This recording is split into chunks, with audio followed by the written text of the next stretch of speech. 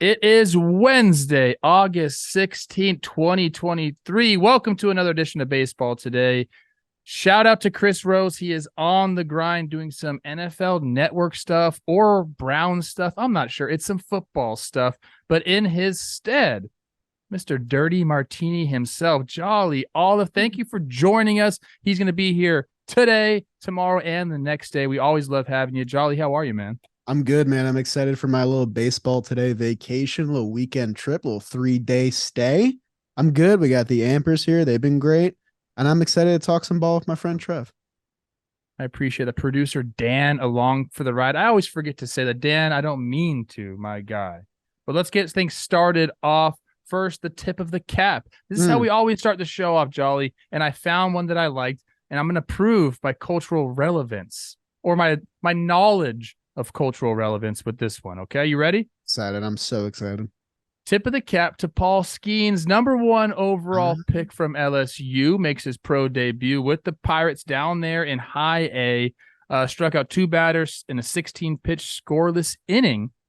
He threw 11 pitches for strikes out of 16. Looked nasty, throwing 100 miles an hour up there. A nasty slider. Now, here's where I'm going to show my knowledge of what's really going on.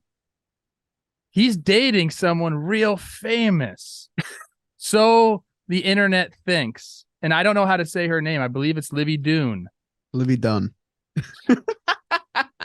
I knew it. Whatever. Livy Dunne is a famous gymnast from LSU where Paul went to school. Some internet sleuths put two and two together. Turns out, I believe they're dating. So Paul makes his debut, does well. He's dating one of the more culturally relevant athletes out there in Livy Dunne. Tip of the cap, big guy. That's how you start your pro career off. Nicely done, Trev. You're with the kids, man. You get it. She's famous. Even I know who she is. So I've heard. I'm not super familiar, but I'm pretty sure she's famous. Okay. Well, tip of the cap to that guy. Do your thing. He looks absolutely nasty. He's a stud. Now, with some bad news, definitely bad news. We're going to talk Shane McClanahan here. He will undergo Tommy John surgery on Monday and likely miss all of next season. He joins Baz, Rasmussen, Jeffrey Springs on the list of Rays to have major surgery this year. Now, with all these guys gone, Jolly, my question to you is, do you still see this team as a true World Series contender? That's a great question because I thought for a while going into the season that the Rays X factor this year was like, hey, like this team has a formidable rotation. And I feel like all we talk about is, they use the opener. They have 12 guys in the bullpen. That's how they win. This year, they had 5 guys that I think were real quality ace caliber pitchers. And that rotation has been absolutely depleted. And since their crazy month of April, where they went undefeated, like you and Jake say, I'm pretty sure they're just a couple games over 500. They've really crashed back down to earth. All their guys that were having breakout years are still going strong. Isaac Paredes has been great. Luke Raley, all those guys. But at the end of the day, starting pitching wins championships. And I loved their Savali trade. I loved the Eflin signing. The question becomes, is it going to be enough in October? And if you're telling me that they're going to go without their ace, Shane McClanahan, who I was really hoping to see prove himself in the second half this year, his thing has kind of been second half regression and, the taxing state of throwing so many innings in the season. This feels like a big time gut blow for them. And it feels like a big opportunity for the Jays and Houston to maybe leapfrog and get themselves in a better position. But you can never count out the Rays, obviously. And I know it's a little sports radio talk, but they're too good and they're too smart to really count out. I think they're still going to be there in October, but maybe not the top wildcard seed. That was my question, I guess, to follow up. You still have them as a playoff team, at least, right? I do. I still have them in the dance. Okay, so for me, then, if we got them in the dance, I think they still are World Series contenders just because of the way that they play baseball and the way that they can win games. That offense can take over a series at any given point. Now, they came out real hot. Some guys have cooled down a little bit. For the most part, that's a vaunted Rays lineup still. If you go, check on what they're leading in, they're still leading in a lot of different categories here.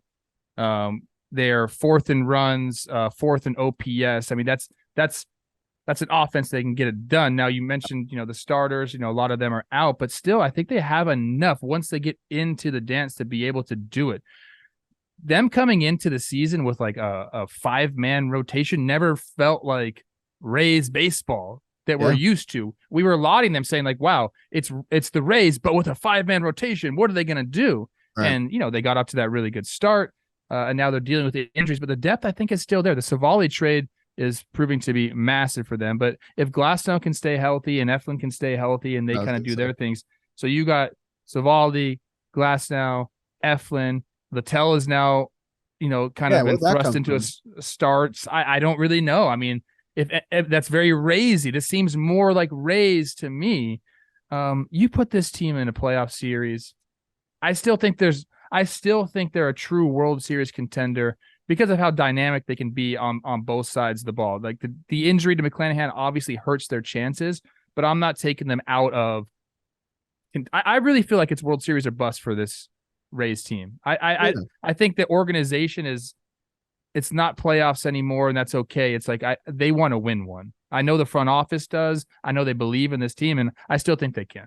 And I definitely agree. I mean, they're going in without, a face in their lineup and a face in their rotation, but going in with Glasnow and the other two, Eflin, and I mean, that's still a formidable way to win a 5-game set. I'm really curious to see how it progresses when they get deeper in the playoffs, if they do make that run. But it really does come down to Tyler Glasnow for me. I mean, this is a guy that's battled so many injuries in his career. I believe he hasn't thrown over 100 innings since 2018. And if he stays healthy for the rest of the season, he's on pace to set a career high in innings. And that's exactly what the Rays need right now. They need him to be great. And that's exactly what he's been since he's gotten back. I think his last 6 starts I have here, 38 innings, a 1.63 ERA, struck out 7 in at least all of those starts. That's how you replace McClanahan, who's usually been your first half god of the rotation here. And the offense is going to bang. Like Yandy Diaz has been terrific this year. He's going to be getting MVP votes, Paredes, all these other guys. Like it would be foolish to count the Rays out. I just think I had them higher in the pecking order before all these things happened. Does the Wander situation muddy the waters? Obviously, if he's not there, does that change and bring him down another tier for you? It's not so much like, oh, what's the lineup going to do now? Because they're still going to bang. I think it's more like a clubhouse thing. Like how does your clubhouse recover from one of the guys that's supposed to be a leader of that clubhouse being absent for who knows how long? It's kind of an indefinite amount until this investigation comes to a close. These guys who are, some of them rookies, some of them younger players who haven't really proven themselves yet or are getting the first chance to, they're going to have to band together and kind of support each other and be their own support system here. And the pitching staff is going to have to hold it together for these final 6 weeks that we got. I wonder how much of a leader Wander's actually been. He's only 22 years old. Sure. We've known there's been some clubhouse issues with him even prior to the allegations that he has now. I'd like to ask some people that. Yeah. I'd venture to say no, that it's more of, the older guys in the clubhouse are kind of running things. But obviously Wander's a hell of a ball player, so that does make a difference. Let's see what they got. Moving on, away from the injuries, away from the Rays, we're going to talk about disappointments this year, Joel. I don't like to be negative on this show, but sometimes you got to, man. The Mets, your Mets, the Padres, the Cardinals, the Yankees, they were all projected to win between 89 and 95 games before the year started. They've all been huge disappointments. Who's your most disappointing out of that 4-team group? I mean, they're all immensely disappointing. I treat it in different degrees based on when did we stop caring about you. So Cardinals, yeah. I kind of stopped caring about the Cardinals at the end of May. Felt like it was the end. Felt like there was no path. Mets, I clicked out once they sold the deadline. They cut the string. They said, "Hey, you don't have to keep rooting for us this year. Come back next year. We're retooling." They let me off the hook.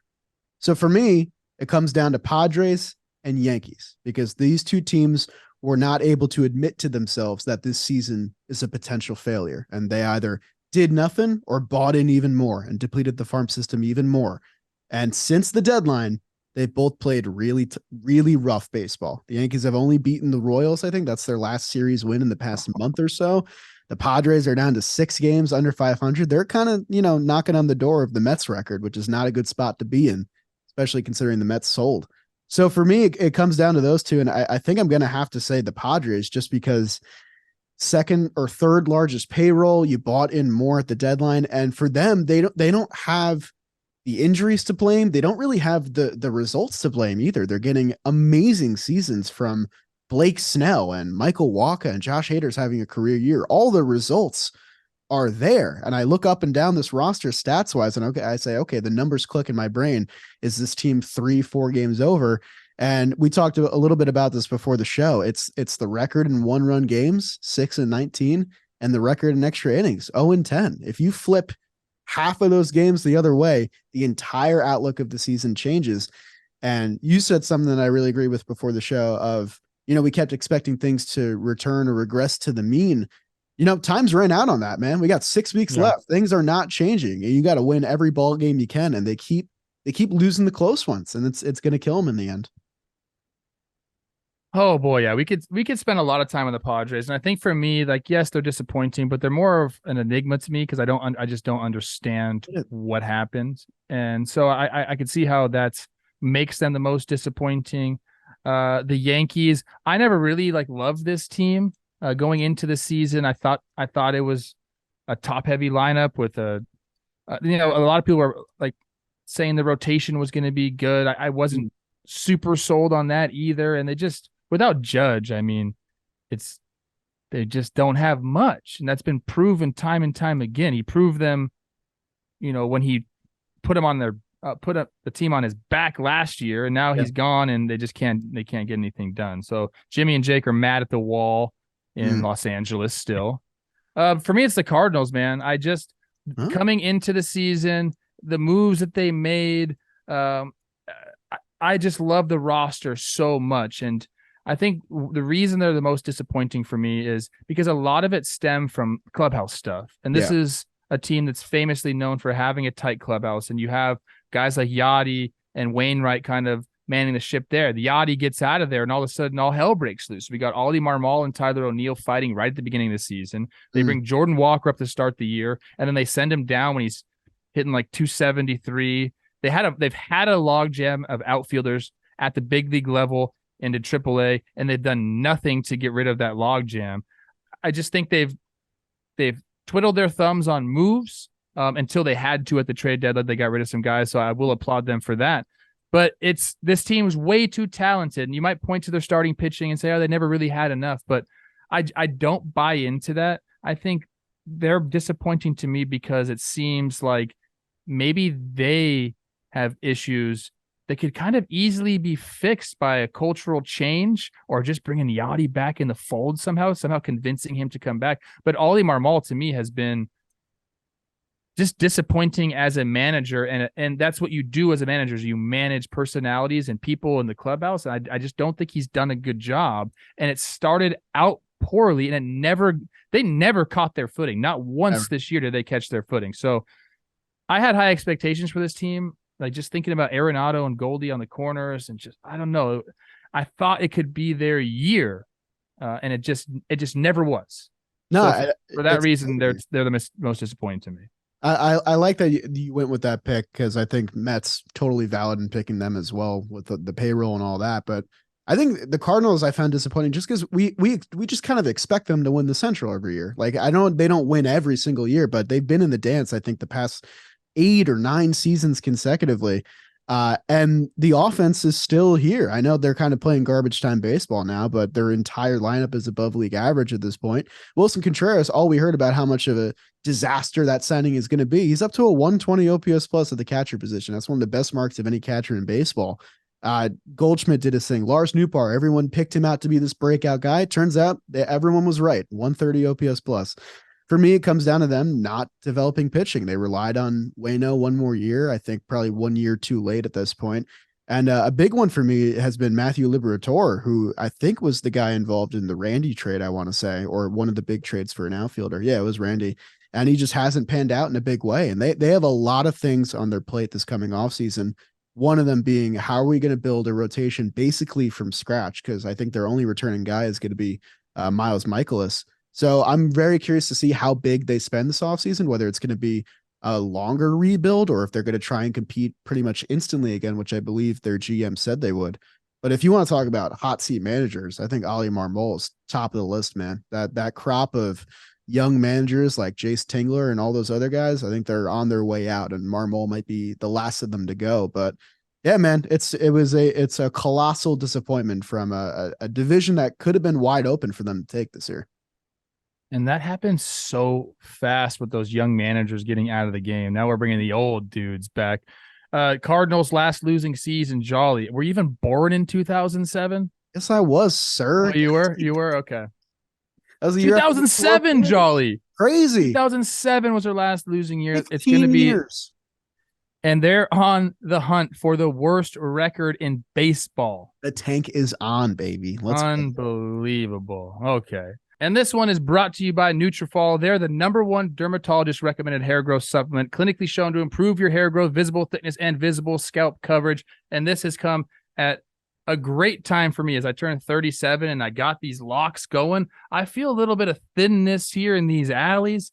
So Nutrafol is in my life at the perfect time. I'm definitely going to give them a try. The reason I like it, it's drug-free. They have patented technology that provides consistent, reliable results, and it does not compromise your sexual health, which is very important to me, and I'm sure important to you as well. Take the first step to visibly thicker, healthier hair. For a limited time, Nutrafol is offering our listeners $10 off your first month subscription and free shipping when you go to Nutrafol.com/men and enter the promo code BB today. That's BB today. Find out why over 4,000 healthcare professionals recommend Nutrafol for healthier hair. Nutrafol.com/men, spelled Nutrafol.com/men, and enter promo code BB today. That's B, letter B, letter B today. That's Nutrafol.com/men, promo code baseball today. Go get you yours. Get that thick hair, man. Get it back. Shout out Nutrafol. Thank you, guys. Let's move on to someone who has not been a disappointment. Yusei Kikuchi. I did not say that right. Has not been a disappointment. Like I just said, he goes 6 innings pitched, 4 hits, 7 Ks, 1 earned run against the Phils to get the win. It's his 13th start of allowing 1 run or fewer, which leads all of baseball. With his dominance and the rest of the Jays roster looking good, Bichette's on his way back. Are they the team that like no one is talking about, but probably should be talking about? You know, that's a great question too, man. Because I mean, you know, I think that they're in the dance right now. They're, I think, 13 games over 500. They're right there, but they haven't really gone on that torrid stretch that I think a lot of us were expecting. And I don't know about everybody else listening, but when I think of the Blue Jays, from a very general thought, I think, oh, crazy lineup, banging the ball over the field, all that. And really, their key to success this year has been a really rock solid rotation that has stayed healthy. They have 4 different guys who have made at least 20 starts, and all of them with an ERA under 4 or under 3.5. You have Bassett, who devours innings. I loved watching him on the Mets last year. Barrios, quietly, is no longer a point of scrutiny for anybody. He's been terrific this year. He's making it look like he's worth that money. Gausman, sneaky Cy Young candidate. I believe he's 3rd in AL WAR right now. He's in that conversation with all, Cole, McClanahan no longer because he's injured. And then Kikuchi, the guy who we were just talking about, who wasn't great last year, kind of looked like, money not well spent for them. And he's turned in a terrific season, maybe his best season ever, really, really quietly. So that 1 through 4, if you're going into a playoff series, that's a tough 1 through 4 to conquer, because every day they're just getting 6 quality innings from those guys. So for me, if the Blue Jays are going to go, and I think they have an opportunity to do so, a big piece of it is, 1, getting Bo Bichette back as quickly as he can, because he was their best hitter before he left, and he still is. And getting Vladdy to start hitting the ball at the ballpark. This is a Blue Jays lineup that doesn't have a single 20 home run hitter. That's incredible to me. I don't understand how that happened. And I mean, they're all putting up quality numbers, but I think their MVP caliber guys, Chapman and Guerrero, they need to start playing like it. Yeah, I think that's where the biggest drop off has been for them has been their power numbers offensively. Yeah. They're 5th in average, 6th in OBP. But they are 16th in runs, 15th in homers. So you're looking at right at average. They're below average in those very important statistics. So yeah, I think you're right. I think if they do get some power here at the end of the year, which could come, I really, really like this team. But the bullpen has been incredible for them all year. They add Hicks there. A lot of the moves that they've made lately have been great. They bring in Brandon Belt. He's had a great year. Dalton Varsho, I know his offensive numbers aren't great, but he plays a hell of an outfield defense. So that shores that up out there. I like this team, and I wanted to pick them to win the World Series this year. I ended up going with the Phillies. I like to lose the World Series and then get back to it the next year type thing. Yeah. This is one of the more complete rosters in all of baseball, man. And I feel like they just kind of been, swimming towards the surface, never really peeking their head above the water. Like they're just kind of they're there. We know they're going to be in the postseason, but like you said, they haven't gone on any substantial runs where we say, "Oh man, like this team is about to freaking go." And we never put them on the top tier with the Braves, the Dodgers, the Astros. We just don't do it. I think this team has the roster to compete with those teams, and I think once they get into the playoffs, I think a lot of people are going to remember just how dangerous this team could be, especially in Toronto, man. Like, Yeah, man.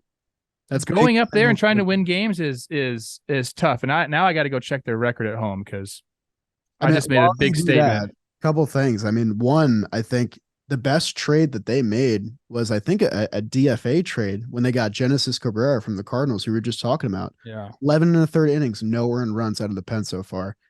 And I just think that this team has a chance to thrive because I feel like they're not in the spotlight as much this year. 2021, they surged in the second half. I think they fell a game short of the playoffs. 2022 was all about last year was the trailer, this year's the movie. Let's really go. And they make the playoffs and they kind of fizzle out really quick. And I feel like I haven't talked a lot about them this year. I haven't watched a ton of them this year, and they've just quietly put together a really solid season. And I think if they just punch their ticket at the 5 or 6 seed, who the hell knows what can happen, man? Longest win streak this year was 6 at home. Jolly. Only 32 and 26.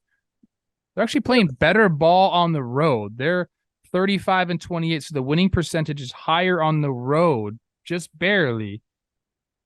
I would not guess that. Yeah, it's interesting. I still think it's a very difficult. Man. In the playoffs is different. Yep. We just watched Joey Bats go back and get his number retired or put in the Hall of Excellence. And you get reminded of what that place sounds like and feels like in a postseason atmosphere. So I like this team. I think they're going to go far. All right, next question up. And this one's kind of a fun one. Matt Olson slugging .802 with runners in scoring position. He leads the MLB in homers with 43. He's driven in 107 runs. It's August 16th. It's nuts. We have 6 weeks of baseball left to play. He still has those counting stats. He's doing it. He's going off. Is there any chance that he catches his teammate Acuna for MVP? And if not him, what about Mookie and Freddie? Do you think anyone's catching Acuna Jr. this year? I mean, let me just say this Braves Dodgers NLCS is going to be amazing because that's what we're getting. Everyone can play. We can have fun with the Marlins and the Phillies and the Giants. It's Braves and it's Dodgers. It's the class of the National League, and they both have 2. Honestly, I think it would be really, really cool if the top 4 of NL MVP voting are the 2 teammates from both these teams, because that's how it should be, man. At the end of the day, my lights just turned off. That was crazy. But Olson, man, leads the league in slugging, leads the lead in OPS, 43 home runs at 107 RBIs. No Major League Baseball player has more. And I always felt that last year when I got to watch him play in those Mets Braves games a ton, that he was great, but he's going to have this kind of first year turnover where he's getting used to a new league, a new division, a new city. And once that sophomore season hits, he's really going to go. Cause I feel like we've seen that a lot with a lot of the big deals and big contracts that has happened recently. But man, I did not expect anything like this. Matt Olson is having an amazing season. And I think every team that was in the market for his trade is feeling so foolish right now for not giving up more to get him. He's been incredible. I actually posed this question to Braves fans on Talking Baseball. I said, give me like the percentage of how much you love Freddie and how much you love Olson. Like, do you just love Matt Olson more now than Freddie Freeman? Because Freddie's a massive figure in Atlanta still. Like, of course. Like, I mean, he was on his way to a statue, and I don't think he's a statue guy there anymore. And Matt Olson might be a statue guy. He's from Georgia. He signed on. They trade him. He signs the extension to play there. They have the teams they have that they're going to have with Matt Olson. Like, they're going to be competitive competitive is not even the right word, Jolly. They're going to be incredible with Matt Olson in his prime. So it was interesting the comments. A lot of them were like, I love him. It's like your kids. You love both of them equally. Trev, Uh, I'm gonna make a big statement here, man, because I've okay. watched a lot of Braves baseball this year, and they're doing this insane winning without basically most of their rotation healthy. This Braves team has a chance to put the '90s Braves in dust because that '90s team Yeah. is widely considered to be one of the best stretches any franchise has had. They got one World Series. They were in it every year. This Braves team, man, I don't see how any National League team can conquer them. Even the Dodgers, who we're singing their praises about Freddie and Mookie right now, they're just a different animal. And a lot of the Yankees fans in office are getting to watch them really for the first time this season, watching the Yankees just get dismantled by them. The Braves do this on a nightly basis, man. They beat you in every facet of the game: defense, hitting, pitching, whatever it is, they will beat you. And it's mostly because they have two MVP candidates hitting first and fourth in their lineup, man. As far as the question about can anyone catch Acuna Jr., I think they can, and I think it's more likely Freddie or Mookie can catch him than Olson can catch him. Some of the stuff that Acuna is doing with his legs and just his overall game is incredible. He doesn't ever really rate out well defensively because he kind of gets bad jumps, but he makes up for it. He's got a great arm. So like there's different metrics that you can go to that paint him in a better light. Some paint him in a very negative light defensively. But I think he's the clear number one right now. But Freddie and Mookie have a chance. And you're right. I think we might be seeing the four top MVP getters in that NLCS. But we have to mention our guy Kim. Yeah. Ha-Seong Kim has to be in this discussion because we'll be mad if we don't mention him. What an incredible season he's had. And you got to be so stoked for the guy who like had his position kind of like uprooted and not sure where he was going to play. And then all of a sudden now he's like, no, I'll be playing there. That's my position. I'm going to be the best player on the team. You love that. I mean, people bring up a ton of like, oh my God, the Braves have Acuna on this steal of a contract. Like they're not paying him anything. Ha-Seong Kim making $8 million this year. I think he's a free agent next year. They got him for so cheap. It's maybe the best signing that Preller made amidst all these flurry blockbusters to fill out their infield. Ha-Seong Kim has had an incredible season, but I just think it's going to come down to, is your team making a deep run? Are they going to be taking the spotlight? And it's going to be Braves and Dodgers. I don't see the path for the Padres. But in terms of someone catching Acuna, man, I mean, if you're a first baseman winning MVP, you got to have like a special season. You got to be like a Ryan Howard type season back in '08, or even Goldie last year who had a terrific season. You got to be up to that echelon. I do believe Matt Olson's there, and I do believe Freddie Freeman's there. So I think voters are going to have a tough time. It's going to be interesting. Ha-Seong Kim, $7 million this year, $8 million next year. The year after that, there's a mutual option. So he's still in San Diego next year as well. But yeah, snaps for him because he's just, I mean, my goodness, man, have a year. Sneaky. 15 bombs, 824 OPS, 130 OPS plus to go along with elite defense. Give him that Gold Glove. 27 bags. Awesome, man. 27 bags? Let's go. That's awesome. Yeah. All right, and last but not least, we always kind of end with some funny stuff here. A Dodgers fan named his newborn son's middle name after Mookie Betts. That's because he told Mookie he would do that if Mookie hit a homer for him, and Mookie had some fun stuff to say. That's awesome. What's going on, guys? I just something pretty neat happened, and I wanted to share this story. So back a couple weeks ago, I was on deck, and this guy started talking to me, and he said, "Mook, if you hit a home run, I'll name my daughter her middle name Mookie." And I heard this, and I laughed, and he said he was serious.